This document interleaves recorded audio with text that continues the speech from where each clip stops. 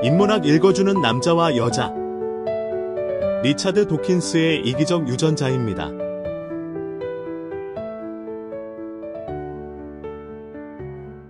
리처드 도킨스, 리처드 도킨즈는 영국의 진화 생물학자이자 과학저술가로 진화론과 생물학적 개념을 대중적으로 설명하는 데 큰 기여를 한 학자입니다. 1941년 케냐에서 태어나 옥스퍼드 대학교에서 동물학을 전공했고 이후 같은 대학에서 교수로 활동하며 진화생물학 연구와 대중과학저술을 병행해왔습니다. 그의 대표적인 개념 중 하나는 밈 이론으로 문화적 정보가 자연 선택과 유사한 방식으로 복제되고 전파된다는 개념입니다. 또한 그는 무신론자로서 종교에 대한 비판적인 입장을 적극적으로 펼쳐 만들어진 신, 더 가드 딜루전 등의 저서를 통해 종교적 신앙을 비판하기도 했습니다. 이기적 유전자, 더 셀피시진, 소개. 도킨스의 대표작인 이기적 유전자, 1976는 진화론을 유전자 중심으로 설명하는 혁신적인 책으로 자연 선택의 단위를 개체나 집단이 아닌 유전자로 보는 시각을 제시했습니다. 이 책에서 도킨스는 유전자가 자신을 복제하는 것을 궁극적인 목표로 삼고 있으며 개체는 유전자의 생존을 위한 생존기계, 서바이벌 머신에 불과하다고 설명합니다. 즉, 생물의 행동과 형질은 개체의 이익이 아니라 유전자의 이익을 위해 존재한다는 것입니다. 또한 도킨스는 밈이라는 개념을 도입해 문화적 요소, 사상, 신념, 습관 등 도유전자처럼 복제와 변이를 거치며 자연 선택을 받는다고 주장합니다. 이 개념은 이후 밈 이론으로 발전하며 문화 진화 연구에 영향을 미쳤습니다. 이기적 유전자의 주요 내용. 유전자 중심의 진화론 자연 선택은 개체가 아니라 유전자 수준에서 작용한다. 이타적 행동의 설명 개체 간 협력과 이타적 행동도 유전자의 이익을 위한 전략이다. 혈연 선택과 상호적 이타주의. 밈. 개념 인간 사회에서도 유전자처럼 정보가 복제되고 진화하는 과정이 존재한다. 이 책은 진화론적 사고방식에 큰 영향을 미쳤으며 생물학뿐만 아니라 철학, 사회과학 등 다양한 분야에서 논의되며 많은 영향을 끼쳤습니다. 도킨스의 설명 방식은 논리적이면서도 비유를 잘 활용하여 일반인들도 이해하기 쉽게 쓰여 있습니다. 이기적 유전자를 흥미롭게 읽었다면 확장된 표현형, 더 익스텐디드 피너타입도 추천할 만합니다. 이 책에서는 유전자가 생물의 행동뿐만 아니라 환경까지 조작할 수 있다는 개념을 제시하며 유전자 중심 사고를 더욱 확장합니다. 창작 꼭 들어보기. 닥터 홍의 내 마음의 소용돌이입니다. 그리움이란 말 속에 보기 싫은 아픔, 미움이란 말 속에 텅 빈 듯한 이웃짐. 그러나 그 말이 맺힐 때 한꺼풀 넘어 흐르는 눈물. 그리움이란 말 속에 서늘한 바람. 그리움이란 말 속에 서늘한 바람.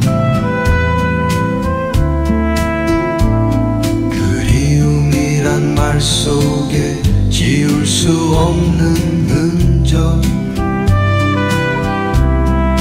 그러나 그 이름 부를 때 가슴 깊이 번지는 설레임.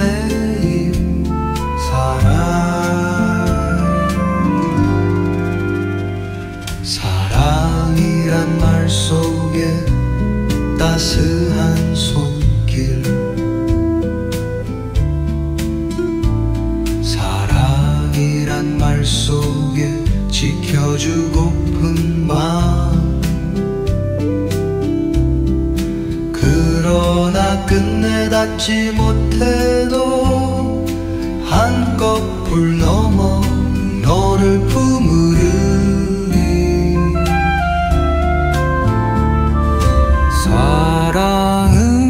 저 멀리 떠나가도 마음 한쪽에 남아있네. 지우려 해도 닿으려 해도 한꺼풀 넘어 손에 스며드네. 사랑은 잊으려 해도 지울 수 없고 사랑은 떠나간 듯 다시 돌아오네. 눈 감으면 들려오는 그 물속에 나는 사랑을 보내지 못하네.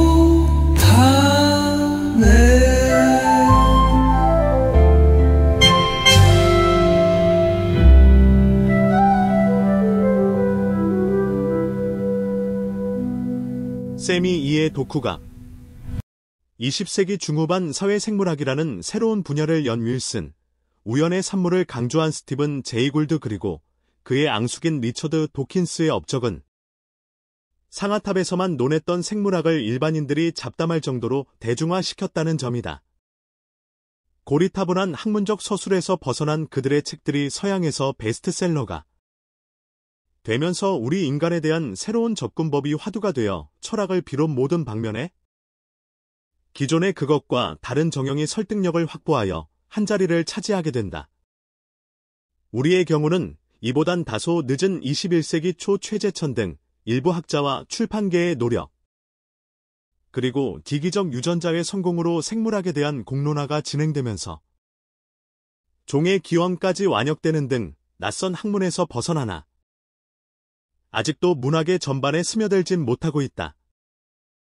그건 현직에 있는 철학가나 문인을 포함한 예술가 및 언론 종사자들이 사회생물학에 대한 지식이 거의 제로 수준이라 생물학적 접근으로 인간을 바라보고 인생을 논한 출판물이나 논평을 접하기가 근본적으로 어렵기 때문으로 이해된다. 그러나 다행스럽게도 인터넷의 영향으로 디기적 유전자 나 사회생물학에 대한 정보가 급속도로 퍼지면서 생물학에 대한 학문적 지식도 널리 공유하게 되고 연예인급 파급력이 있는 유시민이 유튜브나 좌담 프로의 도킨스의 얘길 애둘러 자주 언급하면서 사회생물학이 은연중 자리잡게 되고 있는 현실이다. 유시민이 2013년경 펴낸 어떻게 살 것인가 이라는 에세이는 하나의 본보기인데 그가 예전에 집필한 책과는 생각의 틀 자체가 완전히 다른 이 에세이는 다소 과장해서 말하면 디기적 유전자를 읽고 이 책의 핵심과 용어를 자기 논리의 저변에 깔고 쓴 책이라 해도 과언이 아니다. 정치와 강연 그리고 저술로 워낙 바삐 지낸 그이기에 제대로 연구할 리도 만무이고 그렇다고 그걸 탓하는 자도 없을 게고 오히려 늙은 나이에도 오픈 마인드로 유연하게 받아들이는 게 대단하기까지 한데 내가 하고픈 말은지 잘난 맛에 사는 유시민조차도 뻥갈 정도로 이기적 유전자의 주장은 대단하다는 것이다. 유시민의 인생론이기도 한 에세이 어떻게 살 것인가는 도킨스가 얘기한 생물학적인 접근 방법이라는 용어를 맘껏 활용하여 인생은 니힐리즘이라는 자신의 생각을 세련되게 포장한 책이기 때문이다. 좀 더 부연하여 이건 생전에 이어령 교수가 축소지향의 일본인 해서 작가는 항상 뭔가를 대중에게 보여주지 못하면 견디기 어렵다고 했는데 새롭게 깨달은 걸 혼자 간직할 수 없는 태생적 본능 덕에 디기적 유전자를 읽고 그동안 정제된 언어로 설명할 수 없었던 그의 관념들을 폼나고 쌈박한 용어로 정리하니 세상에 알리지 않을 수가 있었을까나.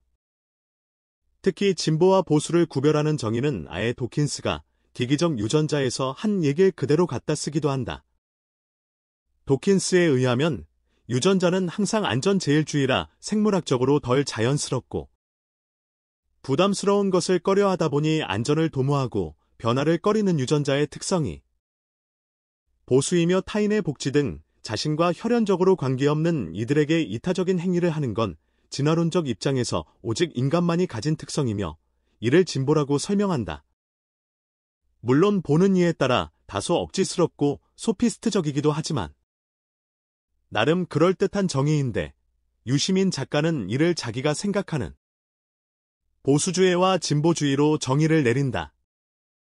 600페이지가 넘는 두꺼운 책이지만 저자가 주장하고자 했던 건 우리의 유전자는 이기적이고 우리를 비롯한 모든 생물은 단지 유전자가 만들어낸 기계에 지나지 않는다는 것이다. 그래서 우리가 남에게 호의를 베푸는 건 다 자기 실익을 위해 그러는 것이며 인간이 만들어낸 컴퓨터나 AI처럼 우리 인간은 유전자가 만들어내고 사전에 프로그래밍한 의미 없는 기계라는 것이다. 마치 이세돌과 컴퓨터가 세기의 바둑 대결을 할 때 각종 정보를 우리가 컴퓨터에 입력시키지만 상황에 맞게 컴퓨터가 임의대로 추정하고 결론을 내는 것처럼 우리 인간도 이미 유전자가 짜놓은 것을 토대로 행동하고 사유하는 것이며 육체도 유전자가 프로그래밍한 칩을 최적 상태에서 일정 기간 보존하기 위해 만들고 발전시킨 거란다. 그래서 복제되는 자신의 유전자를 계속 보존하기 위해 생식이라는 배양 장치를 만들어 자신의 유전자를 계속 이어나가게 하고 쓸모 없어진 신체 기계는 과감히 버리니 인간의 죽음은 아무런 의미가 없다는 것이다. 이런 다소 소설 같은 논리를 정당화하기 위해 이미 행동경제학에서 선보인 여러 실증적인 실험 결과를 예로 들어 장황하게 설명한다.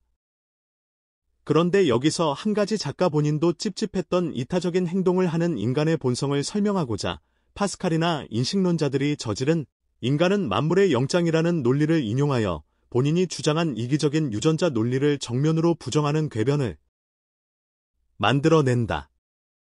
그에 의하면 오직 인간만이 모방 가능한 밈을 갖고 있기에 경우에 따라선 복제자들의 폭정에 반역할 수 있다고 보고 그것이 유전적으로 진화하고 발전시킨다는 억지 주장을 얼굴에 철판을 깔고 당당하게 내놓는다. 이 황당무계한 주장을 콕 집어 이타적 유전자라는 제목으로 매트 리들리라는 평론가가 내시 평행과 죄수의 딜레마를 보다 상세히 설명하면서 인간은 이기적이 아니라 이타적인 유전인자가 우성이기에 종이 멸종되지 않고 계속 이어간다는 내용의 책을 내기도 하고 우린 그 책을 번역하여 청소년 장려 도서로 전국의 도서관에 비치까지 한다. 내가 하고 싶은 말은 이 책은 참신함을 갖춘 그럴듯한 이론서임은 분명하지만 과학적인 증명 없이 추상적으로 유전자가 마치 전지전능한 것처럼 보고 풀어나간 논리가 우습기까지 하지만 이 책에 이런 부정적 생각을 품는다는 게 아마 내가 제대로 이해하지 못해 그런 건지도 모르겠다는 의문이 들기도 한다. 다만 인간을 생물학적으로 접근하여 인간 존재나 삶의 의미 그리고 신의 유무 등 관념적인 문제에 회의론적 시각을 가진 수많은 철학자와 예술인들이 언어로 달리 표현할 방법이 없어 몇 세기 동안 두리뭉실 표현했던 걸 유전자라는 과학적인 용어를 빌어 그럴듯하게 설명했다는 건 이 책이 반드시 읽어야 할 필독도서로서 손색이 없게 만든 이유가 아닐까 한다. 어쨌든 한마디로 이 책은 자연과학을 이야기로 포장한 소설 같은 주장 혹은 구라임은 분명해 보인다.